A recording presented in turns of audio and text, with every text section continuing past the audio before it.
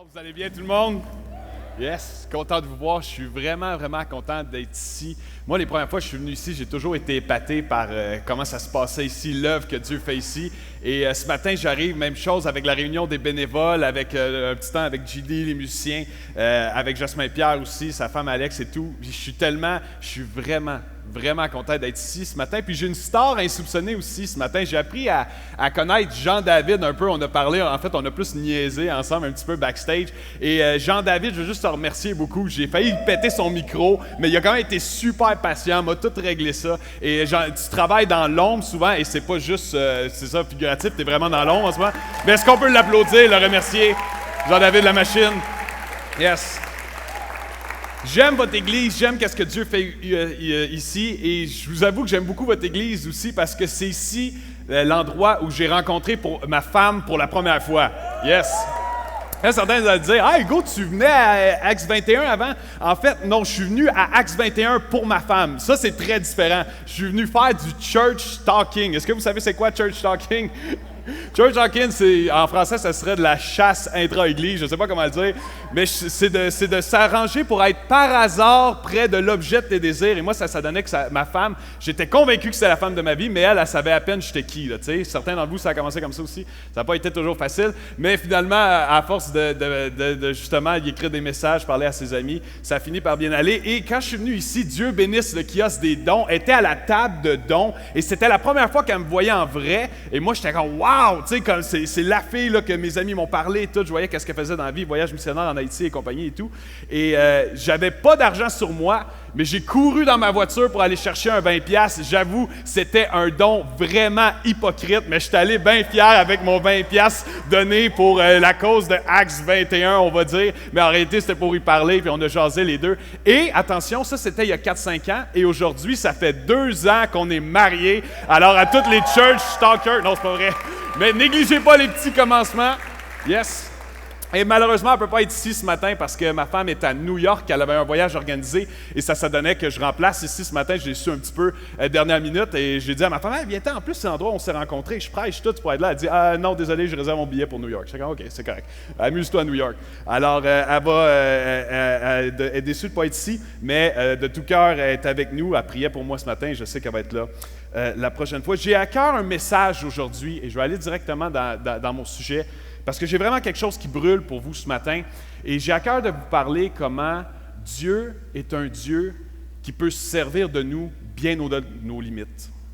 Vous savez, on a tous nos défauts, on a toutes les choses qu'on ferait différemment chez nous, on a tous nos limitations, mais Dieu est un Dieu sans limite qui peut prendre n'importe qui et se glorifier à travers ces personnes-là. Et je le sais parce que j'en suis un, parce que jamais, quand je suis venu ici, church talker ma femme, j'aurais jamais pensé qu'un jour je prêcherais, et pourtant Dieu l'a fait. Et moi, je peux te dire que si Dieu l'a fait avec moi, de m'emmener dans mon appel, Dieu a un appel spécifique pour toi aussi, et Dieu est le spécialiste pour utiliser les gens ordinaires pour produire un fruit extraordinaire. Est-ce qu'il y en a qui le croient ce matin?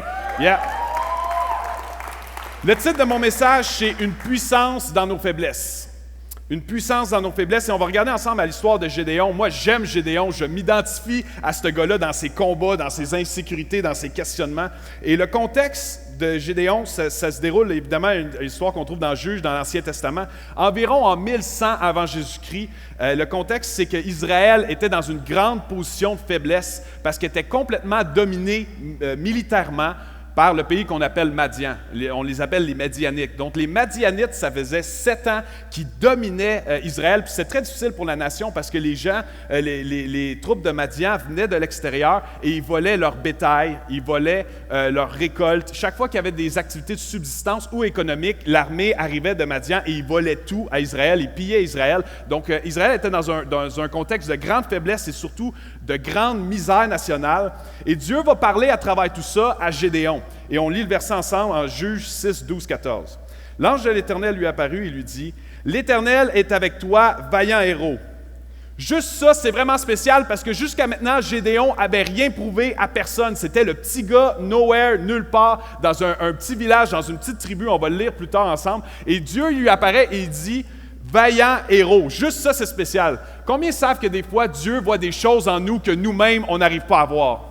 Et je veux t'encourager ce matin à ce que Dieu puisse t'aider à changer ta perspective, à ce que tu puisses te voir davantage comme Dieu te voit. Il dit, vaillant héros, il dit, va avec cette force que tu as et délivre Israël de la main de Madian. N'est-ce pas moi qui t'envoie? Quand tu sais qui t'envoie, tu n'as pas besoin de te soucier sur comment ça va arriver, comment je vais le faire, comment je vais pouvoir, je suis trop limité, j'ai trop de défauts, je ne suis pas capable, jamais Dieu pourrait se servir de moi. Si c'est Dieu qui t'envoie, Dieu va s'occuper du reste. Tu as juste à obéir. Et Dieu, il dit, c'est moi qui t'envoie. Et Gédéon, lui, encore plein d'insécurité, va répondre en Juge 6, 15. Gédéon lui dit, « Ah, mon Seigneur, avec quoi délivrerai-je Israël? Voici, ma famille est la plus pauvre en Manassé, et je suis le plus petit dans la maison de mon père. » Et là, Gédéon marque un point quand même.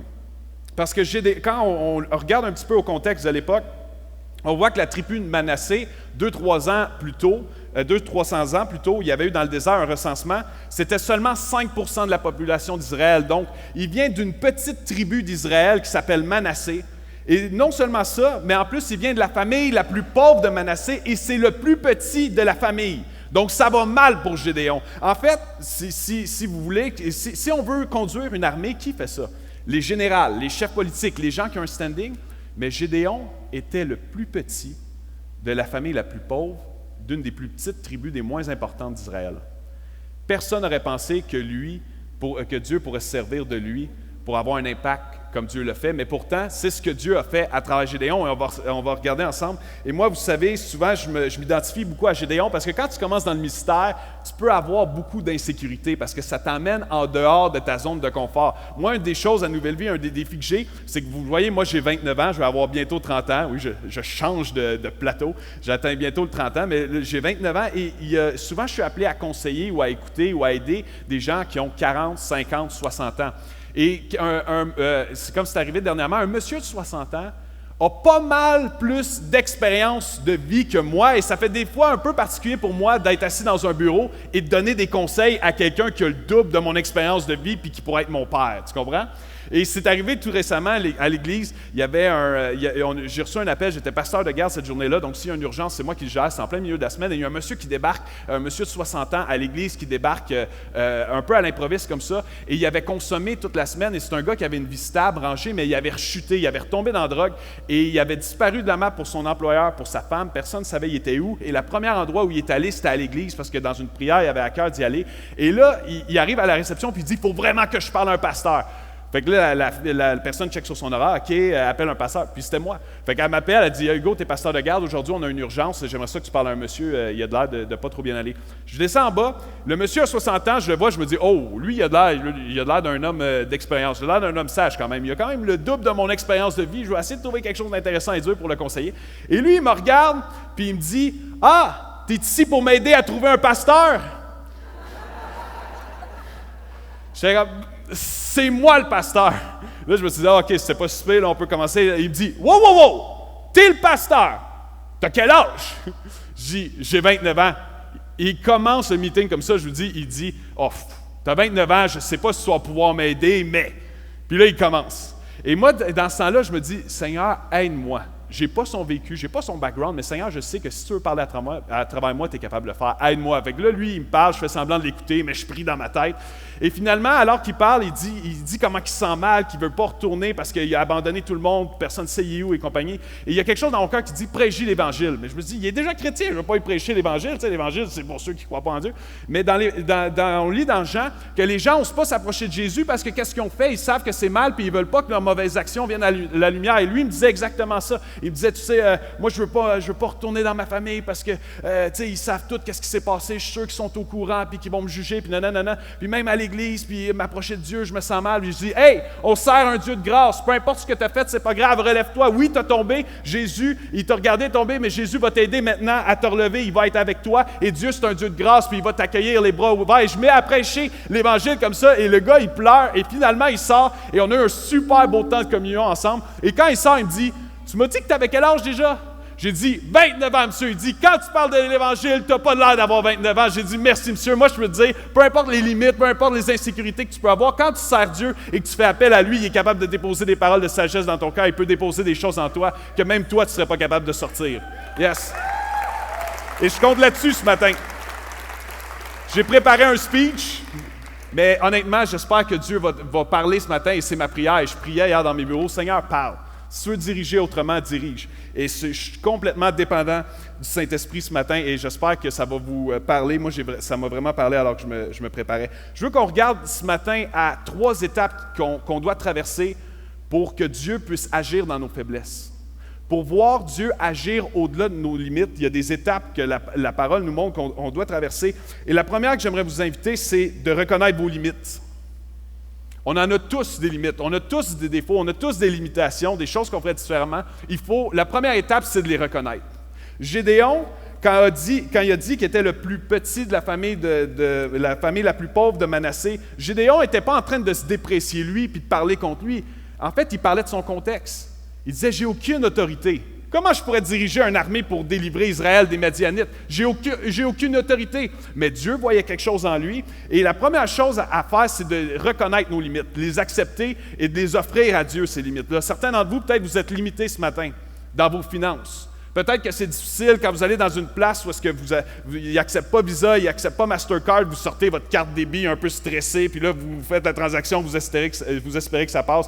Moi, je suis un étudiant du collège biblique, là, been there, done that, et ça m'arrive encore de temps en temps.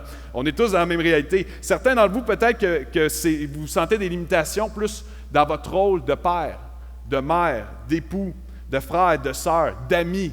On a tous nos limites relationnelles. Et moi, ça me fait sourire parce que, vous savez, je suis pasteur maintenant. Et quand j'étais dans un mariage la semaine dernière, je prêchais à un ami d'université. Il était le président de notre cohorte, c'est un bon ami à moi. Et je prêchais dans un mariage et je prêchais sur comment Jésus communiquait des valeurs de service puis qu'il nous appelait à être au service les uns des autres. Et je faisais une prêche comme ça. Puis moi, tu sais, ça se passait bien. Puis tout. Puis ma femme était là. Et tout de suite après, quand les mariés sont allés au cocktail avec le restant des invités, puis tout, ma femme m'a pris dans un coin et m'a dit « Viens-t'en, il faut que je te parle. » Combien savent, oui, combien savent dans ce temps-là que tu es dans le trouble? Au moins une personne, en tout cas, ça c'est clair. Et elle m'a pris à part et elle a dit, là, j'écoutais ton speech tantôt, j'ai quelque chose à te dire. Telle chose, j'aimerais ça qu'on s'ajuste. Mais en réalité, ça voulait dire, j'aimerais ça que tu t'ajustes. Combien savent que des fois, on est limité dans nos relations? On a toutes nos choses à changer, toutes nos choses à travailler, chacun a nos limitations, mais un encouragement pour tous les hommes, toutes les femmes. Si dans la parole, ça dit qu'on est appelés, les hommes, à aimer notre femme comme Christ a aimé l'Église, bien, il y a une solution. C'est de passer du temps avec Christ pour voir comment Christ a aimé son Église et pour voir comment Christ a tellement d'amour pour nous et qu'on peut déborder cet amour-là sur les gens autour de nous également. Dieu fournit les solutions. Peut-être certains d'entre vous vous sentez limités dans votre pardon ce matin. Il y a quelqu'un qui vous a fait quelque chose, il y a quelqu'un qui vous a offensé, puis c'est difficile pour vous. Vous êtes dans l'amertume, c'est dur juste pardonner à cette personne-là. Peut-être certains aussi ici, vous êtes limités, puis ça c'est tellement souvent.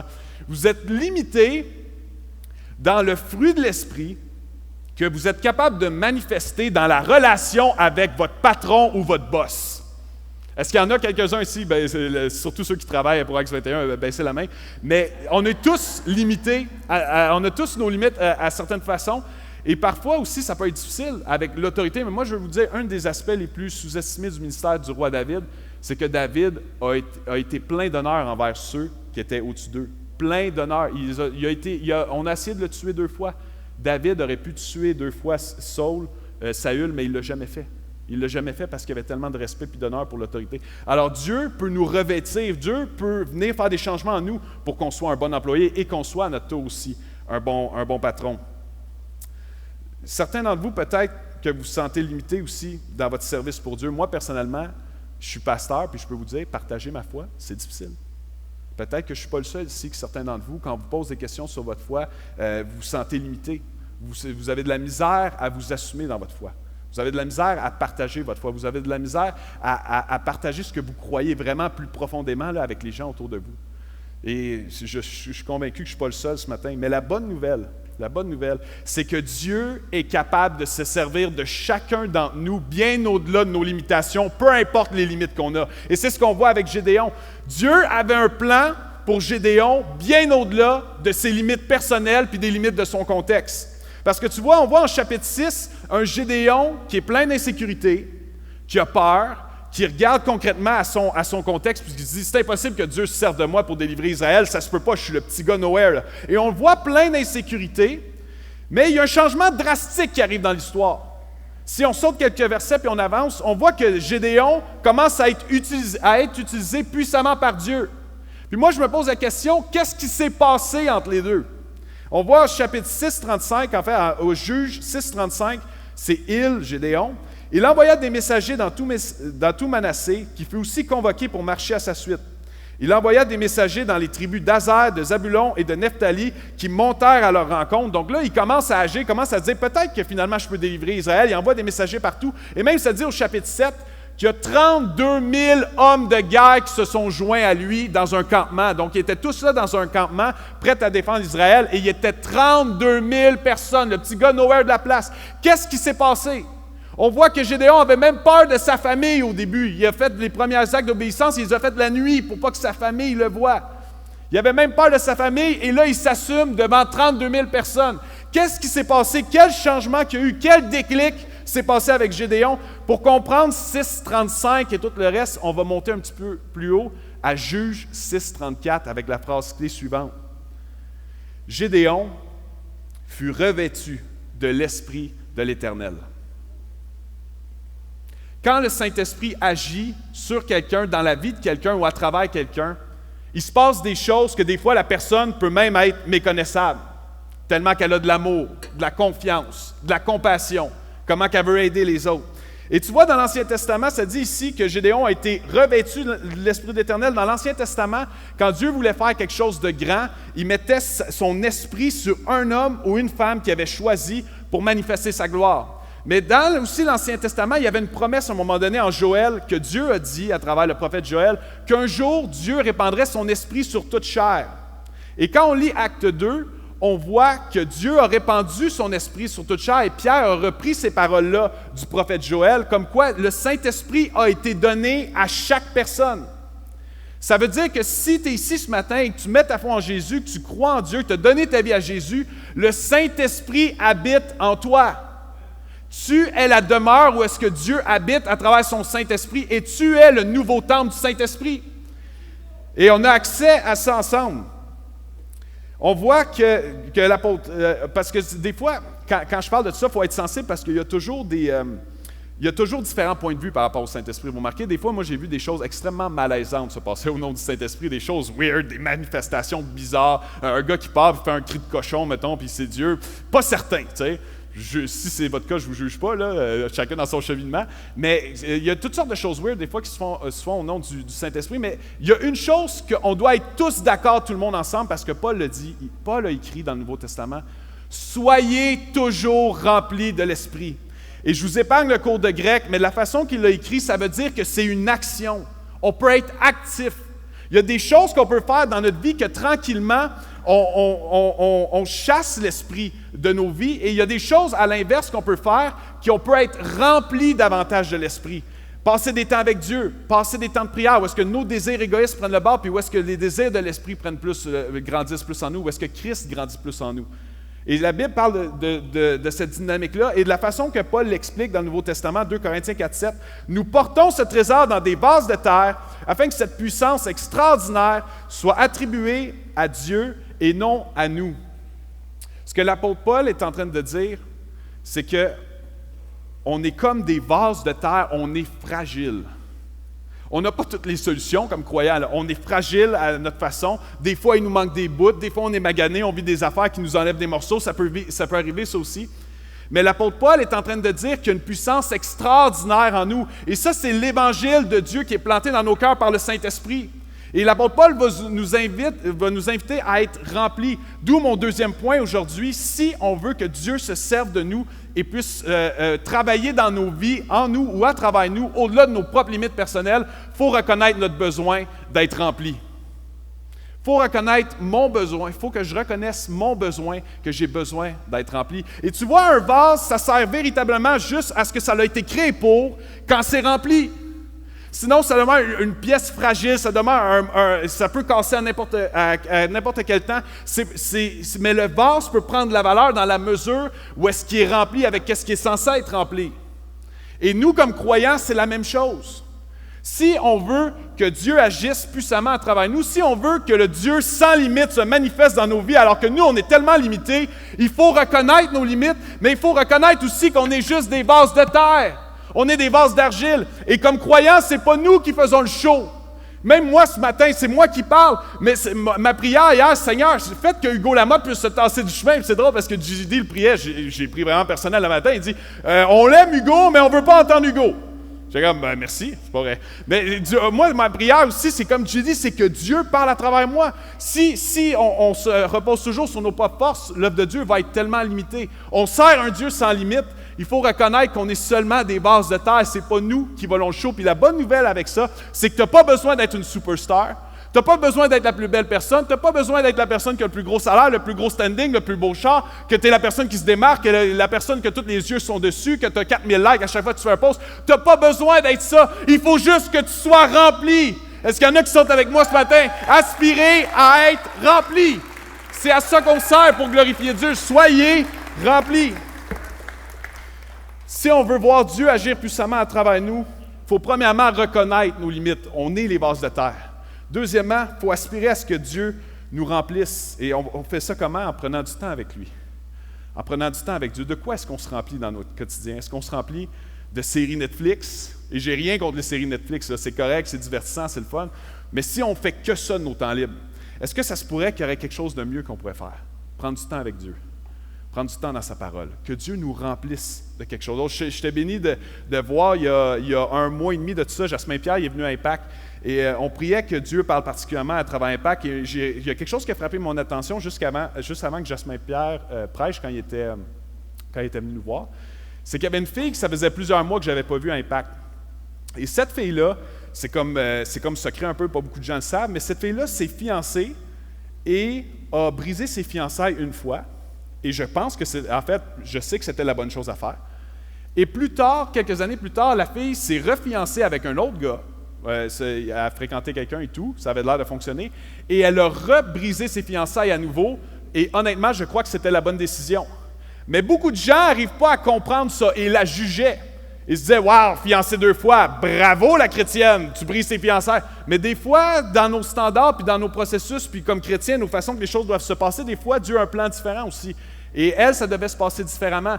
Et elle a brisé ses fiançailles à 2 reprises et elle était beaucoup jugée à cause de ça à notre jeunesse. Et Jasmin Pierre est venu. Et tu sais, Jasmin Pierre, là, il a le don des fois quand il prêche puis tout, là, des fois tu le vois dans ses yeux qu'il y a quelque chose qui se passe. Là. Tu sais, c'est comme il prêche puis il est comme je vous exhorte à prier. Priez ce matin, tu sais. Puis là, tu le vois dans ses yeux. Là. Puis on a eu un moment comme ça à Impact, je le voyais, là, il y a quelque chose qui se passait. Et il a arrêté un petit peu de prêcher et il a dit, peut-être que tu es ici ce soir, puis tu as été fiancé, puis que tu as brisé tes fiançailles. Et après ça, il a dit, non. Peut-être que tu es ici ce soir, tu as été fiancé, tu as brisé tes fiançailles, tu as été refiancé et tu as encore brisé tes fiançailles 2 fois. Et moi, j'avais vu la fille que ça faisait longtemps qu'elle n'était pas venue à Impact et j'étais comme, wow, c'était pour elle. Moi, je veux dire, et ça a été un moment, je sais où est-ce que ça lui a parlé à son cœur alors qu'elle était jugée puis que personne n'était trop au courant non plus de sa situation, les autres autour. Moi, je veux dire que quand tu dépends de Dieu, Dieu peut se servir de toi d'une façon qui te dépasse. Et j'aimerais en profiter, il y a une journée nationale pour tout aujourd'hui. Aujourd'hui, il y a la Coupe du Monde, mais j'aimerais rebaptiser au lieu de la journée de la Coupe du Monde, ça va être une journée nationale pour l'appréciation des pasteurs d'Acts 21 que vous avez ici. Est-ce qu'on peut remercier Jasmin Pierre pour son ministère qui porte du fruit, Phil, toute la gang, tout le monde. Yes! On parle de 3 étapes ce matin pour voir Dieu agir au-delà de nos limites. Premièrement, les reconnaître, nos limites. Juste ça, c'est difficile des fois. Deuxièmement, mon besoin d'être rempli. Je dois prendre des temps dans la présence de Dieu pour être rempli d'un esprit différent, pour que le Saint-Esprit me remplisse. Pour penser différemment, pour agir différemment, pour que mon cœur soit rempli de d'autres choses que ce de quoi je le remplis tout le temps. Et troisièmement, il faut obéir avec foi. Obéir avec foi. Je parle un peu de la puissance de Dieu ce matin, puis que Dieu peut agir au-delà de nos limites. Mais souvent, les plus grandes interventions dans la Bible qu'on voit là, les plus grandes interventions qu'on voit que Dieu agit dans la vie d'un croyant, c'est quand il y a un simple acte d'obéissance. Et je n'irai pas jusqu'à dire que quand on obéit à Dieu, on déclenche et on active la puissance surnaturelle. Je vais me garder une réserve dans ces termes-là, mais il y a une chose que je sais. Si on refuse d'obéir, tu peux bloquer la puissance de Dieu dans ta vie. Si on refuse de lui obéir, si Dieu met quelque chose sur notre cœur, quelqu'un à aider, une parole à dire, prendre soin de quelqu'un, si on refuse d'obéir, c'est pas que ça va être grave, on va être jugé, puis c'est pas ça. Mais tu peux bloquer la puissance de Dieu sur ta vie. Souvent, les plus grandes manifestations de puissance de Dieu sont déclenchées par des petits gestes anodins d'obéissance. Pensez à Moïse qui met son bâton dans l'eau, puis que la mer s'ouvre. Il y a plusieurs qu'on voit comme ça. Ananias, que nowhere, il y a ce Saul-là qui menace l'Église puis qui a approuvé le meurtre de chrétiens, Saul dans le Nouveau Testament, et qui est un ennemi de l'Église. Et Dieu lui parle puis lui dit, va dans telle maison, à tel endroit, tu vas prendre soin de Saul. Ça devait-tu être bizarre comme ordre? Et non seulement Ananias va le faire par la foi, mais quand il va arriver à Saul, au lieu de lui dire « C'est toi qui as enfermé probablement ma famille, c'est toi qui as enfermé les chrétiens que je connais, c'est toi qui as tué Étienne, qui as tué un tel », au lieu de dire ça, Ananias va obéir et va dire « Saul, mon frère ». Il va l'appeler son frère. Un geste d'obéissance. J'aimerais que vous le reteniez. Des fois, on se dit, pourquoi est-ce que Dieu n'agit pas plus dans ma vie? Puis je ne parle pas de vivre dans le miracle à chaque jour, puis bang, bang, des histoires flyées. Moi, ma vie est très normale. Là. Souvent, le matin, je me réveille, puis je snooze parce que je suis fatigué, puis je ne prends pas mon temps de prière, comme tout le monde ici. Je vis dans le monde très normal. On a tous les mêmes défis. Mais ça reste que si on manque d'obéissance par moment à Dieu, on peut bloquer la puissance de Dieu dans nos vies. Et ça, je suis convaincu de ça. Et on le voit dans la vie de Gédéon, qu'à l'inverse, Gédéon a été obéissant et Dieu lui a donné une victoire qui était bien au-delà de ses forces. On voit en Juges 7, 19, 22, on va lire l'histoire rapidement puis je vous la résume, Juges 7, 19, 22. Gédéon et les 100 hommes qui étaient avec lui, en fait je vais vous donner un peu de contexte parce que je veux que ce soit clair. On parle de Gédéon qui a réussi à rassembler 32 000 personnes. Quand il a réussi à rassembler les 32 000 personnes qui étaient finalement prêtes à attaquer, Dieu lui a parlé et Dieu lui a dit, là vous commencez à être pas mal puissant, si vous gagnez, ça risque d'être vous qui est glorifié, puis les gens vont chanter vos louanges aux hommes, au lieu de chanter la louange de ma puissance qui vous a délivré. Au lieu d'être 32 000, tu vas aller attaquer, mais avec 300 soldats. Et Dieu dit ça à Gédéon. Imaginez-vous la réaction de Gédéon initiale. J'ai réussi à rassembler 32 000 personnes, je suis le plus petit de ma tribu, je réussis à faire des exploits, puis finalement, tu me demandes de tout scraper mon armée puis d'y aller juste avec 300. Mais Gédéon, c'est pas de même qui a réagi. Je suis sûr qu'il y a eu des doutes, qu'il y a eu des pensées qui se demandaient qu'est-ce que Dieu faisait. Mais il a obéi. Et ils se sont approchés de l'ennemi avec seulement 300 durant la nuit, alors que le campement ennemi était au bas de la montagne. Ils se sont approchés avec juste 300 soldats. Et non seulement ça, mais ils se sont approchés, non pas avec des épées puis des boucliers dans la main, mais avec une trompette, une cruche et un flambeau, une torche. Je ne sais pas pour toi, mais moi, si j'étais pour aller à la guerre dans ce temps-là, je n'amènerais pas une trompette ou je n'amènerais pas un vase fragile comme ça. Je n'irais pas sur le champ de bataille avec ça, tu comprends? Je t'avoue que je ne saurais pas vraiment quoi faire en fait, sauf peut-être me le mettre sur la tête puis partir à courir dans tous les sens. J'ai aucune idée de qu'est-ce que je ferais avec ça sur un champ de bataille, mais pourtant, c'est ce que Gédéon a fait.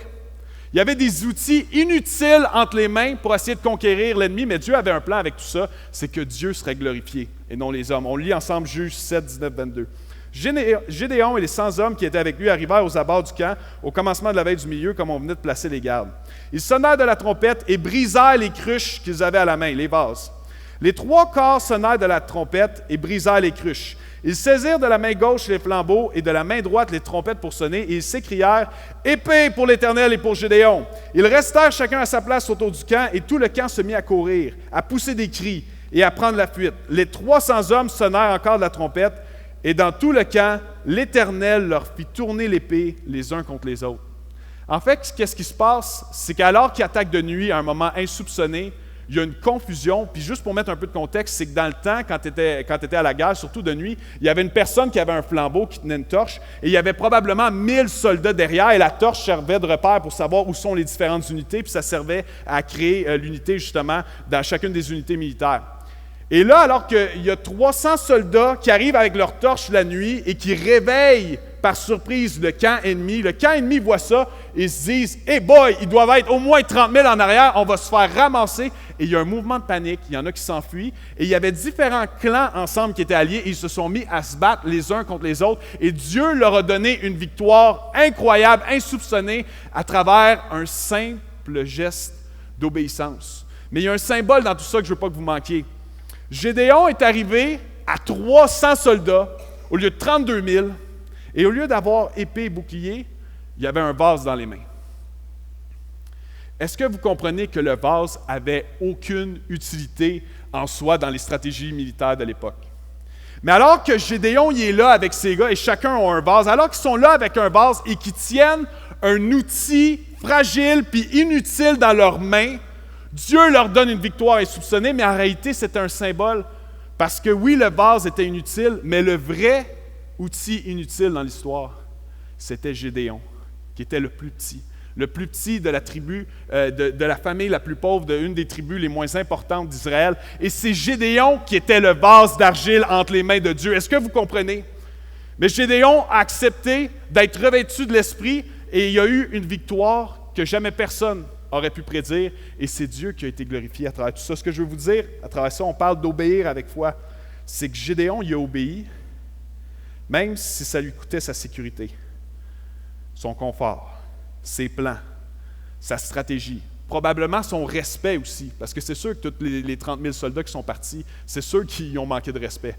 Ils se sont déplacés pour rien, ils se fait virer pour un plan bizarre.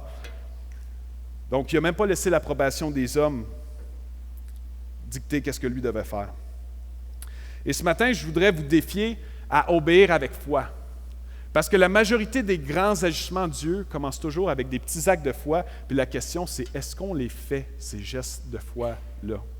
Certains d'entre nous, peut-être qu'on est limité dans nos finances, j'ai une question pour toi, est-ce que tu continues à donner par la foi? Pas un gros montant, pas un montant extravagant pour accoter les autres, juste quelque chose que tu as sur ton cœur. Est-ce que tu continues à donner pour les pauvres, par exemple, ou donner pour soutenir ton Église? Il n'y a pas de montant insignifiant. Quand Jésus a vu une petite dame venir donner, je pense que c'était 2 pièces d'argent, il a dit « Wow, ça c'est un gros don parce que la dame donne de son nécessaire et on sait qu'elle n'a pas beaucoup de moyens. » Il n'y a pas de petits dons. Si tu as de la misère financièrement, tu te sens limité dans tes finances, est-ce que tu continues à donner par la foi? Peut-être que certains d'entre vous, vous avez de la misère à pardonner quelqu'un ou vous avez de la misère à demander pardon, à dire « Je m'excuse ». Est-ce que, premièrement, tu pries pour la personne que tu as offensée ou la personne qui t'a offensé? Est-ce que aussi tu prends des temps où est-ce que tu peux prier pour ça, mais aussi demander, écrire à la personne? J'aimerais ça qu'on puisse se parler. Fais un acte de foi. Si tu sais que tu dois demander pardon à quelqu'un, tu dois t'excuser, c'est pour quelqu'un ce matin. Si tu sais qu'il faut que tu t'excuses à quelqu'un que tu demandes pardon, écris-lui.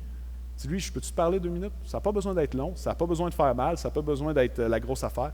Juste dire, je m'excuse. L'autre fois, j'ai dit ça, j'ai fait ça, je sais que ça t'a fait un tort, je m'excuse. Un acte de foi. Si vous avez de la misère ce matin, vous êtes ici, peut-être que moi, ça a été mon cas, là, je suis béni à Nouvelle Vie, j'ai des bons patrons, mais dans le passé, j'ai eu des patrons que c'était super difficile là, dans mes emplois séculiers. Si tu as de la misère avec ta relation avec ton patron, un simple acte de foi, là, la première chose, là, ça pourrait être de commencer à prier pour lui.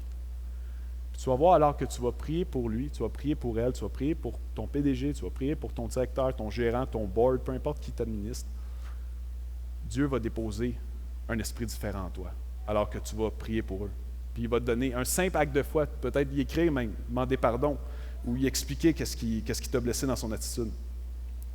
Certains d'entre vous, peut-être que vous avez de la misère à témoigner. Moi, c'est mon cas, là, je ne m'en cache pas. Si c'est vous avez de la misère à témoigner, on a de la misère à partager notre foi, c'est difficile de partager ma foi avec les gens. Est-ce que vous priez pour ça? Seigneur, sers-toi de moi. Seigneur, je ne veux pas être glorifié moi, mais je veux que les gens te connaissent. Je veux que les gens apprennent à te connaître. Seigneur, si tu veux te servir de moi pour le faire, je prie, Seigneur, utilise-moi. Conduis-moi au bon endroit, au bon moment, avec la bonne personne que je puisse témoigner. Et il n'y a pas de condamnation si vous ne le faites pas, là, si on ne partage pas notre foi. Puis tout. C'est pas comme ça que Dieu fonctionne. Mais moi, je crois à vrai Dieu, c'est un Dieu de grâce, c'est un Dieu d'amour, puis c'est un gentleman, il ne force jamais personne à rien faire. Mais je suis convaincu que si on prie, Seigneur, remplis-moi.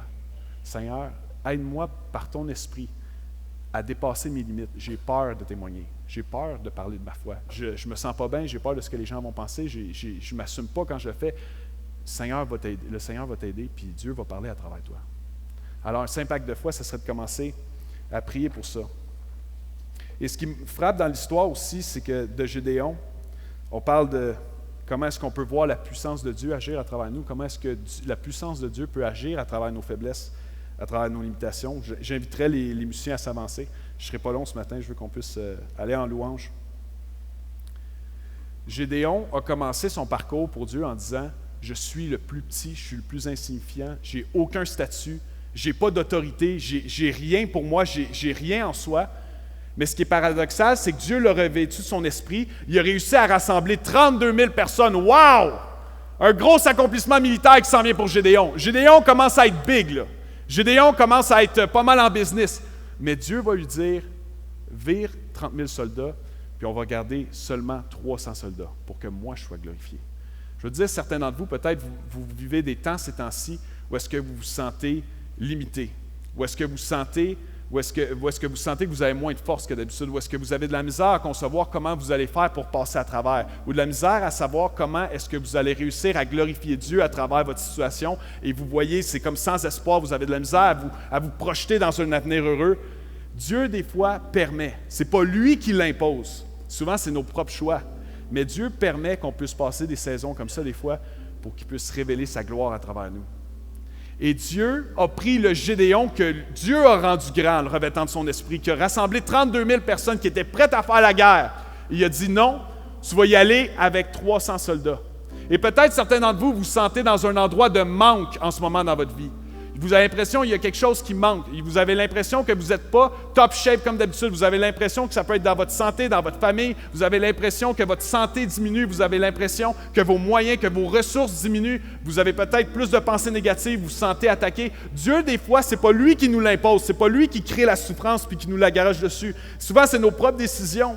Ou c'est juste l'ordre naturel des choses. Mais Dieu permet des fois qu'on soit dans des positions de faiblesse et son but à travers tout ça, c'est qu'il puisse manifester sa gloire au moment voulu. Mais pour ça, il faut agir par la foi. Certains d'entre nous, on est dans des situations où Dieu a mis un projet sur ton cœur. Si tu n'agis pas, Dieu ne le fera pas à ta place. Ça prend un acte de foi. Certains d'entre vous, vous avez à cœur, par exemple, de faire une levée de fonds pour aider un hôpital ou un centre. Dieu ne va pas le faire pour toi. Si Dieu dépose le projet dans ton cœur, c'est à toi d'agir. Oui, avec des petits départs insignifiants. Oui, peut-être à approcher 2-3 personnes. J'aimerais ça récolter de l'argent pour aider tel centre ou tel hôpital. Oui, OK, c'est toi c'est des petites actions. Mais Dieu va te backer si ça vient vraiment de lui. Si Dieu dépose un projet sur ton cœur, Dieu va agir, Dieu va ouvrir des portes. Mais il faut obéir. Il faut agir. Et souvent, on spiritualise notre manque d'action. Pourquoi? Parce que ça paraît tellement bien de rien faire dans notre coin puis de prier. Hey, tu fais rien ces temps-ci, c'est quoi tes projets? C'est « Ah, je me concentre sur la volonté de Dieu et je prie. » Des fois, on peut même spiritualiser notre manque d'action. Je suis pour la prière, c'est une clé. Si vous voulez être rempli de l'Esprit, il faut prier, il faut prendre des temps avec Dieu. Mais il faut agir. Je suis ici pour dire à quelqu'un, si tu as un projet sur ton cœur, si Dieu a déposé quelque chose, si tu as demandé pardon à quelqu'un, si tu as un acte que tu veux faire, il faut que tu agisses. Et Dieu va te backer et Dieu va suivre. Dieu, s'il l'a déposé dans ton cœur, il faut vraiment que tu passes à l'action. Ceux qui sont à l'aise, je vais vous inviter à vous lever. Je sais que vous êtes très libres dans l'église ici. Levez-vous si vous avez à cœur. Si vous voulez rester assis, réfléchir, c'est correct aussi. Je vais vous inviter à vous lever et je veux juste vous encourager à mettre votre cœur, votre vie, votre intellect, vos dons, vos capacités, vos talents au service de Dieu, sachant que si vous avez des limites, Dieu peut multiplier ce qu'il vous a confié. Dieu peut multiplier puis agir puissamment à travers vous. Et ce matin, je veux juste t'encourager à vouloir chercher cette manifestation-là de puissance de Dieu, même à travers tes faiblesses, peut-être même à travers ta situation, tes moyens limités ce matin. Reconnais tes limites. Reconnais-les. Dis, Seigneur, je ne suis pas capable. Seigneur, ça fait longtemps que je veux partager ma foi. J'y arrive pas. Je ne suis pas capable. L'Église n'a jamais avancé par ses propres forces. Les premiers disciples, ils ont vu Jésus crucifié, ressuscité. Ils avaient peur de témoigner. Mais qu'est-ce qui a changé? C'est qu'ils ont été remplis de l'Esprit. Et même après ça, des fois, ils avaient peur, ils ne s'assumaient pas, puis ils avaient peur des conséquences. Si jamais vous continuez à témoigner, on va vous mettre en prison. C'est ça que les gens leur disaient. Mais ils ont pris un temps de prière ensemble et le sol a tremblé. Ils ont été remplis de l'Esprit, puis ils ont pu annoncer leur foi avec courage. Depuis quand est-ce qu'on a cru que l'Église pouvait avancer par ses propres capacités? Oui, on a de la publicité, oui, on a des beaux écrans, on a des musiciens, ça coche, mais depuis quand est-ce qu'on a cru que l'Église pouvait avancer par ses propres initiatives? L'Église de Dieu, le royaume avance dans la mesure où des chrétiens disent « Oui, Seigneur, je n'ai pas toutes les solutions. Oui, je suis imparfait. Seigneur, tu es venu me chercher où est-ce que j'étais. J'ai encore des mauvais patterns. Je ne suis pas parfait encore. Mais Seigneur, je sais que tu peux te servir de moi parce que c'est ton esprit qui est en moi. Et Seigneur, j'aspire à ce que tu puisses te servir de moi d'une façon que tu vas être glorifié et non moi. » Est-ce qu'il y en a qui sont avec moi ce matin pour ça? Chercher sa puissance, son action, même à travers nos limites. C'est quoi tes excuses ce matin pour ne pas être utilisé par Dieu? Pour ne pas être utilisé puissamment? J'ai cru bon de juste remettre les pendules à l'heure en regardant quelques personnages bibliques. Rapidement, je vais vous en nommer une dizaine et je finis avec ça, alors qu'on va aller dans un temps de louange. Noé a été grandement utilisé par Dieu. Il a été un Soulon dans un épisode de sa vie. Abraham, le père de la foi, il était trop vieux pour avoir des enfants. Y a-t-il quelqu'un qui comprend le non-sens là-dedans? Le père de la foi, trop vieux pour avoir des enfants, mais Dieu l'a fait. Jacob, il était un menteur, un manipulateur. Joseph s'est fait jeter dans un trou, puis il a été vendu comme esclave par ses propres frères. Moïse bégayait, il ne savait pas parler, mais Dieu a délivré sa nation à travers ses lèvres. Rahab était dans la prostitution, mais Dieu s'est servi puissamment d'elle. Puis dans la généalogie de Jésus, si tu regardes dans Matthieu, tu vas voir Rahab, une femme pécheresse qui est dans la généalogie de Jésus. Dieu s'est servi d'elle. David avait une aventure puis il a commis un meurtre. Élie était dépressif. Jérémie et Timothée, ils étaient trop jeunes. Les disciples se sont endormis durant leur dernière nuit avec Jésus. Est-ce qu'il y en a que vous vous sentez mal des fois de snoozer ou de vous endormir quand vous priez, soit le matin vous skippez, il y en a certains vous vous sentez mal de ça des fois. Soyez libérés. Eux, ils étaient avec Jésus et ils se sont endormis alors que Jésus priait, la dernière nuit avec lui. Pierre a renié Jésus et je vous en balance un dernier, vous êtes prêts? Lazare était mort, mais Dieu a quand même agi à travers lui et Dieu s'est quand même glorifié par son témoignage. C'est quoi ton excuse ce matin pour pas que Dieu se serve de ta vie d'une façon puissante? Alors je t'invite ce matin à reconnaître tes limites, à reconnaître ton besoin d'être rempli. T'es un vase d'argile. Et en passant, mes amis, la cerise sur le Sunday, je laisse aller en worship. J'ai pas dit sur quoi j'allais prêcher avec le vase d'argile, mais le chant qu'on va chanter ensemble s'appelle « Vase d'argile ». Alors chante-le de tout ton cœur, chante-le de toute ta foi. Seigneur, sers-toi de moi, je suis trop limité pour faire une différence. Viens, Seigneur Dieu, travaille à travers ma vie, travaille à travers moi, Seigneur Dieu, que tu sois glorifié et non moi, pour ta gloire. Amen. Merci, Acte 21, je vous aime.